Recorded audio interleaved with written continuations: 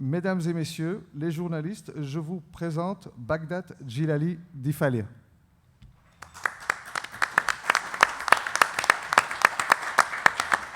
Bonjour, très content de votre présence. Donc, c'est pour vous faire une très grande révélation. Je me suis intéressé tout au début à l'Arche de l'Alliance.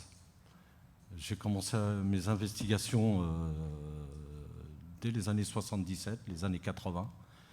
Je suis reparti en Algérie, rejoindre mes parents, qui sont partis définitivement à Oran. Et de là, j'ai commencé à fréquenter le musée d'Oran, la bibliothèque municipale, la bibliothèque privée. Et c'est là que vraiment, là, il y a eu le grand déclic de l'archéologie, étant donné qu'il y a beaucoup de sites archéologiques en Algérie. Je ne vous les citerai pas parce que ce serait trop long, quoi. Et voilà, je me suis mis, j'en reviens à l'Arche de l'Alliance. Je l'ai cherché pendant 25 ans exactement. Et ce coffre, il est cité par les 3 plus grandes religions monothéistes dans la Torah, la Bible et le Coran. Et n'oublions pas que dans le Coran, il est cité en tant que prophète. Et c'est ce qui m'a donné la pression pour chercher ce coffre, ce fameux coffre. Et je me suis mis à le chercher, comme certains. Voilà. Donc, comment j'ai abouti au tombeau d'Alexandre le Grand? Je suppose que c'est le mausolée d'Alexandre, du fait qu'Alexandre est lié à cette arche. Il y a beaucoup de convergences.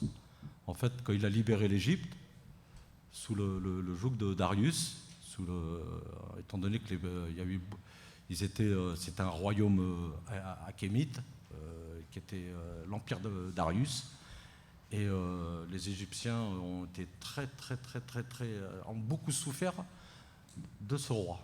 Donc tout ce que vous voyez ici sont des accès.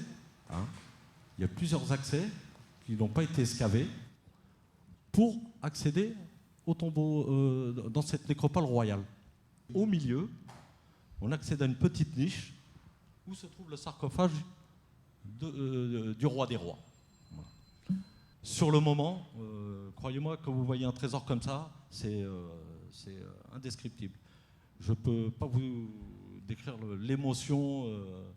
Je sentais, là, je ne suis pas arrivé à l'hôtel, là. Et voilà, et si vous permettez, je vais juste demander à M. Mebarki une réaction sur ce que vous venez de voir. Je ne vois pas l'adjectif que je pourrais utiliser pour commenter les images que nous venons de voir. D'autant plus que lorsque je suis arrivé, on m'a certifié que ces photos ont été authentifiées. Donc ce n'est pas, comme je l'ai dit tout à l'heure, ce n'est pas un montage. Il y a plusieurs salles de trésors. En fait, il y a des arbres en or, et en guise de fruits, ce sont des diamants et des émeraudes et des rubis. En fait, il y a une partie du trésor de Babylone à l'intérieur. Je me suis libéré de cette promesse, et voilà, je suis devant vous, je vous le présente ici, et voilà. Et ça me libère, ça me libère. Je suis libéré, voilà. Ça me soulage. Je veux que le monde entier sache que c'est une chose extraordinaire. Voilà, c'est tout ce que j'avais à dire. Voilà. Et c'est mon souhait. Merci beaucoup. J'imagine qu'il y a des choses qui doivent rester secrètes dans la mesure où vous êtes dans un processus très complexe, notamment des sécurisations du site peut-être, mais il n'y a pas moyen donc de connaître la localisation exacte de cet endroit? Je ne peux pas le révéler, je laisse la révélation à Son Altesse Royale, le roi de Jordanie. Merci beaucoup, du fond du cœur.